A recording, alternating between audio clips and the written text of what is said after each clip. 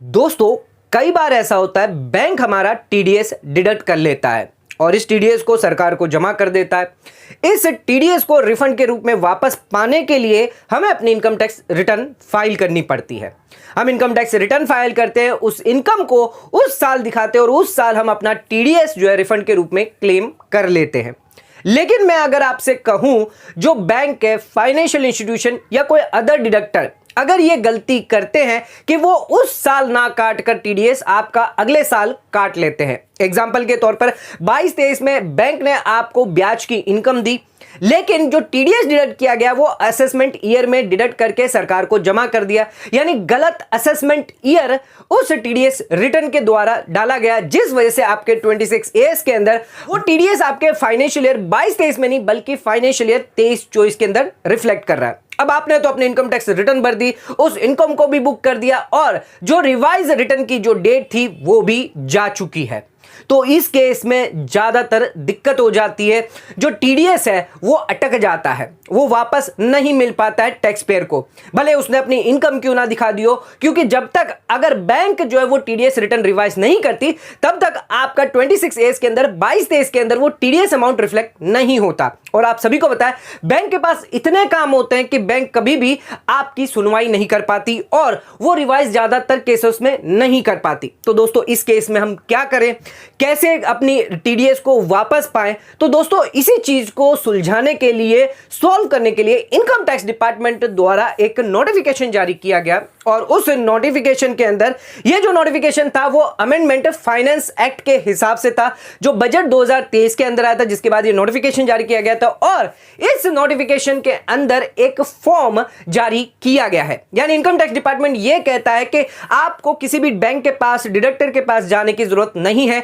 अपना टीडीएस वापस लेने के लिए। अगर गलत असेसमेंट ईयर के अंदर आपके बैंक द्वारा डाला गया है तो आप सीधे सीधे हमारे पास आ सकते हैं, हमसे मांग सकते हैं, लेकिन उसके लिए आपको फॉर्म 71 जो है वो फिलअप करना रहेगा।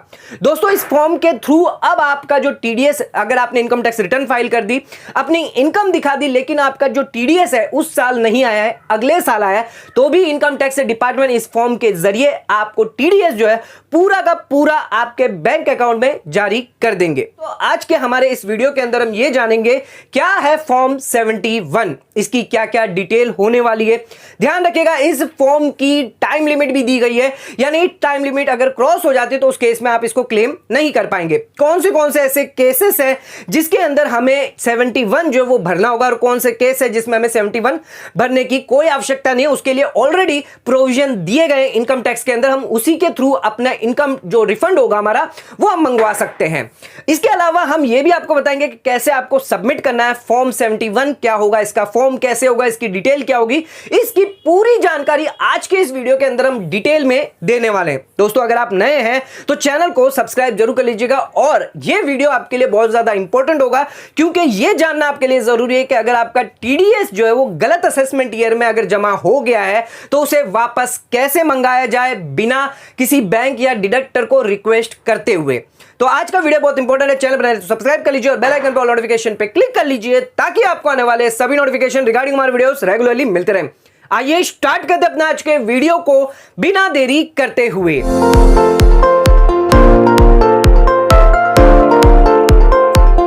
तो दोस्तों, आइए स्टार्ट करते हैं अपना आज के वीडियो को और जानते हैं क्या है फॉर्म 71। दोस्तों, सीबीडीटी द्वारा यह फॉर्म जो है वो नोटिफाइड किया गया है, जो एप्लीकेबल हो जाएगा 1 अक्टूबर 2023 से। फाइनेंस बिल यानी फाइनेंस बजट जो 2023 आया था, जिसके अंदर सेक्शन 155 सबसेक्शन 20 के अंदर यह नया प्रावधान लाया गया था, जिसके लिए रूल 134 के अंदर यह फॉर्म स्पेसिफाइड किया गया है। और इस फॉर्म के थ्रू अगर आपका कोई टीडीएस क्लेम है, किसी वजह से फेलियर हुआ है, जो कारण था हमने आपको बताया था कि किस वजह से ये फेलियर हुआ है, क्योंकि आपका जो टीडीएस है वो गलत फाइनेंशियल ईयर में अगर चढ़ा दिया गया है आपके डिडक्टर द्वारा, तो उस केस में बिना डिडक्टर के पास जाए हुए, यानी बिना बैंक के पास या कोई अदर डिडक्टर के पास जाए हुए, उन्हें रिक्वेस्ट करे हुए आपकी जो टीडीएस रिटर्न है वो रिवाइज कर दे और हमारे सही से ये क्लेम मिल जाए। इसके अलावा ये सीधे सीधे आप इनकम टैक्स डिपार्टमेंट में जाकर ये फॉर्म जमा कर सकते हैं और इस फॉर्म के थ्रू आप अपना टीडीएस मंगवा सकते हैं बिना बैंक के पास जाए हुए। दोस्तों इस फॉर्म को आपको जमा किसको करवाना है? Principal director general of income tax या फिर director general of income tax या जो पर्सन ऑथराइज किया जाएगा principal director general of income tax, इनके पास ये फॉर्म आपको जमा करवाने। और जो प्रिंसिपल डायरेक्टर होगा या डायरेक्टर जनरल होगा इस फॉर्म को फॉरवर्ड करेंगे आपके असेसिंग ऑफिसर को। इस फॉर्म को आपको डिजिटल सिग्नेचर करना। अगर आपके लिए डिजिटल सिग्नेचर एप्लीकेबल है आप ईवीसी के थ्रू कर सकते हैं। अगर ईवीसी आपके लिए एप्लीकेबल है तो दोनों ही मोड इसके अंदर दिए गए हैं। असेसिंग ऑफिसर के पास ये फॉर्म पहुंचने के बाद जो असेसिंग ऑफिसर है एनालिसिस करेगी, आपका जो क्लेम अगर करेक्ट उन्हें लगा तो आपको जो रिफंड है आपको दे दिया जाएगा। दोस्तों ये तो हमने समझ लिया कि फॉर्म 71 क्या है, लेकिन इसकी डिटेल जानेंगे हम कि फॉर्म 71 कैसा होता है। फॉर्म 71 इसके अंदर क्या क्या डिटेल आपको स्पेसिफाई करनी होगी अपने नाम पता के अलावा, और क्या क्या डिटेल आपको इसके अंदर देनी होगी जिससे आप अपना टीडीएस क्रेडिट जो है वो मंगवा सकते हैं। ये जो फॉर्म है इसके अंदर ये एप्लीकेशन फॉर्म माना जाएगा जिसके अंदर सेक्शन 115(20) के अंदर इसको एप्लीकेशन आप करने वाले हैं। तो आइए डिटेल में समझते हैं इस फॉर्म के बारे में, जिसके लिए आ जाते हैं अपने कंप्यूटर स्क्रीन पर। आपको फॉर्म 71 दिखाई दे रहा है जो दिया गया है रूल 134 के अंदर। आपको एप्लीकेशन करनी होगी सेक्शन 155 सब सेक्शन 20 के अंदर अपना टीडीएस क्लेम करने के लिए। आइए देखते हैं इसमें क्या क्या डिटेल आपसे मांगी गई है। पहला आपका नाम पूछा जाएगा, यानी कौन एप्लीकेशन कर रहा है, आपका पैन नंबर, आपका आधार नंबर। इन केस आपके बिहाफ पर कोई लीगल आईडी है या कोई अदर पर्सन है तो वो भी इसमें अप्लाई कर सकते हैं, लेकिन उसके लिए उनका नाम देना होगा, name of the person in respect of which application is being furnished, और उनका पैन देना होगा। अब बात करते हैं अगर आप रेसिडेंट है या नॉन रेसिडेंट है ये भी बताना होगा, आपका एड्रेस देना होगा और पिन और जिप कोड भी आपको फर्निश करना रहेगा, मेल आईडी, अपना मोबाइल नंबर और कौन से रिलेवेंट असेसमेंट ईयर के लिए आप इसको अप्लाई कर रहे हैं, कौन से सब्सिक्वेंट फाइनेंशियल ईयर में आपका टीडीएस डिडक्ट किया गया है, किस दिन आपने अपनी इनकम टैक्स रिटर्न फाइल करी थी उसकी डेट देनी है, और डिटेल आपको देनी होगी फॉर रिलेवेंट असेसमेंट ईयर, यानी एक्नॉलेजमेंट नंबर या कोई भी रेफरेंस नंबर आप दे सकते हैं। आइए अब आ जाते हैं, यहां पर टेबल दी गई है जिसके तहत आपको यह फॉर्म फिलअप करना रहेगा। तो पहला कॉलम समझते हैं। तो पहला कॉलम आपको अपनी टोटल इनकम बतानी होगी जो भी आपने इनकम टैक्स रिटर्न में फाइल करते वक्त दिखाई है। अब उस टोटल इनकम में से जो भी आपकी स्पेसिफाइड इनकम होगी जिसके लिए आपको यहां डिटेल देनी होगी, इसका नेचर आपको बताना होगा कि जो भी स्पेसिफाइड इनकम है उसका नेचर क्या है, क्या वो बैंक एफडी है, का ब्याज है या डिविडेंड की इनकम है, तो ये नेचर आपको बताना होगा। इसके बाद दिया गया रेट, कौन सी रेट पर आपकी स्पेसिफाइड इनकम जो है वो टैक्स की जाती है। इसके बाद आपको अमाउंट ऑफ डिडक्शन जो भी आपका टीडीएस डिडक्ट हुआ है स्पेसिफाइड इनकम पर वो आपको देना सब्सिक्वेंट फाइनेंशियल ईयर में। डेट ऑफ डिडक्शन, कौन से दिन डिडक्शन हुआ है, रेट कौन सी रेट पर डिडक्ट किया गया है, तो पेमेंट की गई है सरकार को, सेंट्रल गवर्नमेंट को, और कौन से सेक्शन के अंदर आपका टीडीएस डिडक्ट किया गया है, और अमाउंट ऑफ टैक्स कितना आपको क्लेम करना है, जिसमें से आपका टीडीएस क्लेम करना है, क्या पूरा का पूरा करना है या आधा करना है, कितना करना है, जिसका बारे में आपको बताना होगा। नेम ऑफ डिडक्टर, किसने आपका टीडीएस डिडक्ट काटा, उसका नेम, उसके टेन और उसके पैन की डिटेल। तो ये सभी डिटेल जो है वो आपको फिलअप करनी होगी इस फॉर्म के अंदर। इसके अंदर ये भी बताया गया कि स्पेसिफाइड इनकम क्या है। तो स्पेसिफाइड इनकम वो है जो आपके इनकम टैक्स रिटर्न में इंक्लूड करी गई है और उस पर टीडीएस डिडक्ट किया गया है। इसके बाद आपको वेरिफिकेशन देना होगा, आपको ये वेरीफाई करना होगा जो इन्फॉर्मेशन आप दे रहे हैं वो सही है। इसके बाद आपको ये भी बताना होगा कि जो स्पेसिफाइड इनकम है वो आपने अपने इसी असेसमेंट ईयर के इंक्लूड करी है जिस साल आप टीडीएस क्लेम करना चाहते हैं। आपने उस टीडीएस को कोई भी अदर असेसमेंट ईयर के अंदर नहीं क्लेम करना है और आप ये डिक्लेयर करते हैं आपने ये एप्लीकेशन खुद से करी है या आपके बिहाफ पर जो कर रहा है उसकी डिटेल देनी है। कुछ इंपॉर्टेंट नोट भी इसके अंदर दिए गए हैं। तो फॉर्म जो है वो फर्निश लीगल आईडी भी कर सकता है या कोई प्रीसीडिंग एंटिटी है तो उसके अगेंस्ट सक्सेसर एंटिटी कर सकती है। तो सेपरेट फॉर्म जो है यहाँ पर देना होगा। हर एक असेसमेंट ईयर के लिए आपको सेपरेट फॉर्म देना होगा और टोटल जो इनकम होगी आपकी वो रिपोर्ट करनी पड़ेगी एज पर द जो भी असेसमेंट, रीअसेसमेंट या रेक्टिफिकेशन जो किया गया ऑर्डर उसके हिसाब से करनी होगी। एक से ज्यादा एंट्री है तो आपको सेपरेट रो में फिलअप करनी रहेगी। तो दोस्तों ये पूरा का पूरा फॉर्म जो है वो दिया गया 71, इसको फिलअप करके आप जमा कर सकते हैं और अपना टीडीएस क्लेम कर सकते हैं। आइए दोस्तों अब जानते हैं इस फॉर्म को आपको सबमिट कैसे करना है। तो इनकम टैक्स पोर्टल पर जाकर ये जो फॉर्म है 71 वो आप डाउनलोड कर सकते हैं।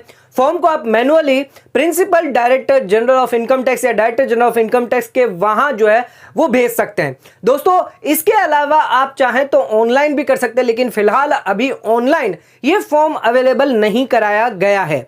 तो ये फॉर्म जैसे ऑनलाइन अवेलेबल कराया जाएगा तब आप ऑनलाइन इस फॉर्म को फिलअप करके जो भी आपकी जो बेसिक डिटेल्स है वो सभी डालकर कौन से असेसमेंट ईयर के लिए आप अपना रिफंड क्लेम कर रहे हैं, टीडीएस अमाउंट क्लेम कर रहे हैं, तो वो सभी डिटेल डालने के बाद इस फॉर्म को आप साइन कर सकते हैं, वेरिफिकेशन कर सकते हैं, जिससे आप डीएससी के मोड से या फिर आप ईवीसी के मोड से कर सकते हैं। यह करने के बाद आपका फॉर्म जो ऑटोमेटिकली ऑनलाइन जो इलेक्ट्रॉनिकली सबमिट हो जाएगा। लेकिन फिलहाल अभी तक ऐसा कोई फॉर्म जो है वो इनकम टैक्स पोर्टल पर जारी नहीं किया गया है, तो बहुत जल्द जब ये जारी किया जाएगा तो आप ऑनलाइन कर सकते हैं। लेकिन जब तक ऑनलाइन नहीं है तो आप इसको जो है मैनुअल भी जमा करवा सकते हैं। दोस्तों फॉर्म जैसे ही आप जमा करेंगे तो असेसिंग ऑफिसर जो है वो आपकी फॉर्म की स्क्रूटनी करेगा, और स्क्रूटनी करने के बाद अगर आपका क्लेम जेन्युइन लगेगा, आपका क्लेम सही लगेगा, तो आपका जो पैसा है वो आपके बैंक अकाउंट में भेज दिया जाएगा। तो दोस्तों आइए अब जानते हैं इसकी टाइम लिमिट क्या है, यानी समय सीमा क्या दी गई है फॉर्म 71 के लिए। तो अगर कोई इंडिविजुअल ये फॉर्म 71 जो है वो अप्लाई करता है असेसिंग ऑफिसर को, जिसके अंदर अपना टीडीएस क्रेडिट क्लेम करना चाहता है, क्योंकि उसके जो डिडक्टर है, चाहे वो बैंक हो या कोई अदर डिडक्टर है, उन्होंने गलत फाइनेंशियल ईयर में उनका टीडीएस डिडक्ट कर लिया है। एग्जांपल के तौर पर फाइनेंशियल ईयर 20-21 का आपकी इनकम थी जिसमें टीडीएस डिडक्ट करना था, लेकिन वो फाइनेंशियल ईयर 21-22 में डिडक्ट कर लिया गया। अब इसमें जो समय पीरियड दिया गया है वो 2 साल का दिया गया है, यानी 2 साल तक आप ये एप्लीकेशन कर सकते हैं। जिस साल आपका टीडीएस डिडक्ट किया गया है वो फाइनेंशियल ईयर खत्म होने के बाद 2 साल के अंदर अंदर आपको ये फॉर्म का एप्लीकेशन जो है 71 फॉर्म के एप्लीकेशन को जमा करवानी होगी। दोस्तों जो हमने आपको एग्जांपल बताया था, फाइनेंशियल ईयर 20-21 की इनकम थी, लेकिन टीडीएस डिडक्ट किया गया 21-22 में, यानी आप कब तक एप्लीकेशन कर सकते हैं? 31 मार्च 2024 तक है, यानी 31 मार्च 2024 तक आपकी लास्ट डेट रहेगी। इसके बाद अगर आपकी ड्यू डेट निकल जाती है तो उस केस में आप ये फॉर्म सबमिट नहीं कर पाएंगे। तो ध्यान रखिएगा 71 जो फॉर्म है वो आप 2 साल के पीरियड के अंदर आपको जमा कर देना है, अदरवाइज आप टीडीएस क्रेडिट क्लेम नहीं कर पाएंगे। दोस्तों आइए अब हम बात करते हैं कौन से केस के अंदर आपको फॉर्म 71 जमा करवाना होगा। अगर नॉर्मल प्रोविजन की बात करें तो आपका टीडीएस अगर क्रेडिट रह गया है क्लेम करना, तो आप कब कर पाएंगे? टीडीएस क्रेडिट आप तभी क्लेम कर पाएंगे जिस साल आपने उसकी इनकम रिलेटेड आपने टैक्स जो है वो ऑफर किया है। यानी अगर बैंक का इंटरेस्ट का टीडीएस डिडक्ट किया है तो वो इंटरेस्ट जो है वो आपने टैक्स के लिए यानी अपने इनकम टैक्स रिटर्न में शो करिए, तभी उस साल जो है आप टीडीएस क्लेम कर पाएंगे। इसी के साथ वही बंदा जिस पर ये इनकम असेसेबल होगी वही इस टीडीएस को क्लेम कर पाएगा। ये एक नॉर्मल प्रोविजन है जिसके अंदर आप टीडीएस जो है वो आसानी से क्लेम कर सकते हैं, यानी जिस साल आप अपनी इनकम दिखाएंगे उस साल आप टीडीएस क्लेम कर लेंगे। अब दोस्तों इसमें केस 2 निकल के आते हैं। पहला केस ये निकल के आता है कि आपका टीडीएस तो डिडक्ट कर लिया, लेकिन आपने इनकम ऑफर जो है वो आने वाले सालों में करी है, यानी आगे करी है। एग्जांपल के तौर पर अगर आप बैंक में एफडी करते हैं, बैंक जो है हर साल आपका टीडीएस डिडक्ट करेगा, क्योंकि बैंक 50,000 से ज्यादा या 40,000 से ज्यादा आपका ब्याज निकल जाता है तो बैंक को टीडीएस की लायबिलिटी आ जाती है और बैंक 10% की रेट पर आपका टीडीएस डिडक्ट कर लेता है, और ये टीडीएस हर साल जमा कर देता है, जो आपके 26AS के अंदर या AIS के अंदर रिफ्लेक्ट होता है हर साल। लेकिन आपकी जो बुक्स है वो रिसिप्ट बेसिस पर मेंटेन करते हैं, यानी जब आपको इनकम मिलती है तब आप उसको अपने इनकम टैक्स रिटर्न में दिखाते हैं, यानी जिस साल टीडीएस डिडक्ट हो रहा है, पहले साल, दूसरे साल, तीसरे साल, आप उस साल अपनी इनकम नहीं दिखा रहे तो आप टीडीएस का क्लेम भी नहीं कर पाएंगे, यानी रिफंड क्लेम नहीं कर पाएंगे। आपने दिखाया मैच्योरिटी के समय पूरी की पूरी जो इनकम आपको मिल रही है उसी साल आपने अपने इनकम टैक्स रिटर्न में दिखाएंगे तो उस साल आपको टीडीएस जो है वो आप क्लेम कर पाएंगे। तो यहां पर आपका टीडीएस डिडक्ट हो गया, लेकिन आपने रिटर्न जो है वो आने वाले सालों में दिखाएंगे तो उस केस में कर सकते हैं। इसके लिए आपको एक छोटा सा प्रोसीजर करना होगा। क्या प्रोसीजर होगा इसके लिए? आपको इनकम टैक्स रिटर्न के अंदर टीडीएस का कॉलम दिखाई देगा। अब उस टीडीएस कॉलम में जितना भी आपका टीडीएस है जो आपको आगे क्लेम करना उसको आपको कैरी फॉरवर्ड कर देना है। पहले साल आप कैरी फॉरवर्ड कर देंगे, दूसरे साल जब आप अपनी इनकम टैक्स रिटर्न फाइल करेंगे तब उस कैरी फॉरवर्ड को आपको ब्रॉड फॉरवर्ड में वापस डालना है और करंट का जो टीडीएस होगा वो मिलाकर फिर से आपको इसको कैरी फॉरवर्ड करना है। ये आपको तब तक करना है जिस साल तक आप अपनी इनकम टैक्स रिटर्न में अपनी उस इनकम को नहीं दिखाते। जिस साल आप उसको इनकम दिखाएंगे उस साल जो भी ब्रॉड फॉरवर्ड आपका टीडीएस निकल के आएगा या फिर उस साल भी जो भी टीडीएस डिडक्ट होगा ये पूरा का पूरा एक साथ आप क्लेम कर पाएंगे। ये तो एक केस हो गया। इस केस के अंदर आपको कोई भी फॉर्म 71 जमा करने की जरूरत नहीं है क्योंकि यह आसानी से आप कर पाएंगे इनकम टैक्स की मदद के थ्रू। यानी ये प्रोविजन तो दिया गया है, इसको तो आसानी से आप क्लेम कर सकते हैं जब आपका टीडीएस ऑलरेडी डिडक्ट हो गया है लेकिन आपने उस साल अपनी इनकम नहीं दिखाई है। आने वाले सालों में या अगले साल अपनी इनकम दिखा रहे हैं तब आप जब दिखाएंगे इनकम तब आप क्लेम कर पाएंगे। अब जो हमारा केस है फॉर्म 71 का उसके बारे में बात कर लेते हैं। तो आपने इनकम तो इस साल दिखा दी लेकिन आपका टीडीएस डिडक्ट नहीं हुआ है जिस बारे में हम बात कर रहे हैं। यानी टीडीएस आपका अगले साल हो गया या उसके 2-3 साल बाद आपका टीडीएस डिडक्ट हुआ तो तब क्या करें?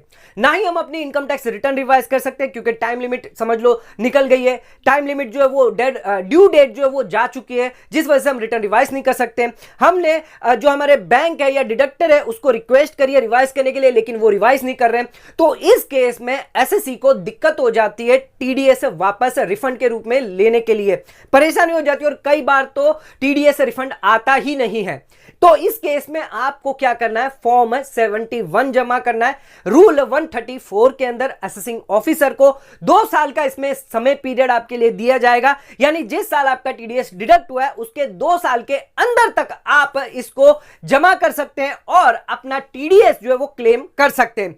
असेसिंग ऑफिसर आपका फॉर्म चेक करेगा, फिर ऑर्डर असेसमेंट ऑर्डर पास करेगा, इंटीमेशन एंड ऑर्डर जो भी होगा आपका पास कर दिया जाएगा। एक बार आपका जो क्लेम है वो सेटिस्फाई हो जाएंगे असेसिंग ऑफिसर तो आपको जो क्लेम है पूरा का पूरा दे दिया जाएगा। तो ये एक आसान तरीका है जिससे आप जो है आपका इनकम तो आपने दिखा दी, आपने अपनी इनकम टैक्स रिटर्न फाइल करी थी उसके अंदर आपने इनकम दिखा दी, अपने रिटर्न फाइल कर दी, प्रोसेस कर दिया, लेकिन आपका टीडीएस जो है 26 ईयर्स में नहीं दिखाई दिया, उस साल अगले साल दिखाई दे रहा है। तो उस केस में तभी आपको फॉर्म 71 जमा करना है। ऐसा नहीं है आपका टीडीएस कट चुका है लेकिन आपने इनकम नहीं दिखाई तब आप फॉर्म 71 जमा कर दे, तब आपको जमा नहीं करना है।